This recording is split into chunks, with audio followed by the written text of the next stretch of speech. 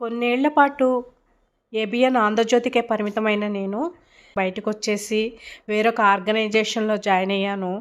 ఎన్నో press మీట్లకి attend అయ్యాను. ఎంతోమంది యాక్టర్స్ని కలిశాను. వాళ్ళతో ఎన్నో ముచ్చట్లు, ఎన్నో సరదాలు, ఎంత హ్యాపీగా గడిచిపోతుంది. ఆ టైంలో మళ్ళీ ఒక దెబ్బ. మళ్ళీ ఆ ఆర్గనైజేషన్ నుంచి బయటికి రావాల్సి వచ్చింది.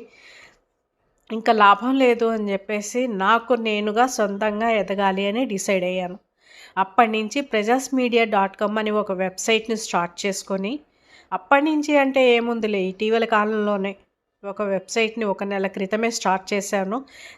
దాని ద్వారా నాకున్న ఎక్స్పీరియన్స్తో వివిధ రకాలైన సినిమాకి సంబంధించిన, పొలిటికల్కి సంబంధించిన ఎన్నో ఆర్టికల్స్ అయితే ఇస్తున్నాను.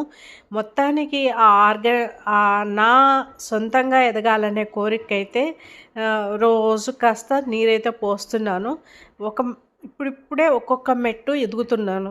ఈ ఎదిగే క్రమంలో ఒకవైపు యూట్యూబ్ను కూడా డెవలప్ చేసుకునే పనిలో ఉన్నాను. చాలామంది నాకు వస్తున్న ఆదరణ చూస్తుంటే నిజంగా నాకైతే చాలా హ్యాపీగా ఉంది.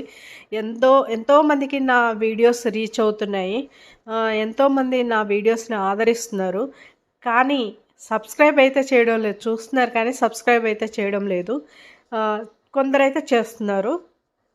సో ప్లీజ్ అందరూ సబ్స్క్రైబ్ చేసి నా ఛానల్ని కూడా ఎంకరేజ్ చేయాలని ఆశిస్తున్నా.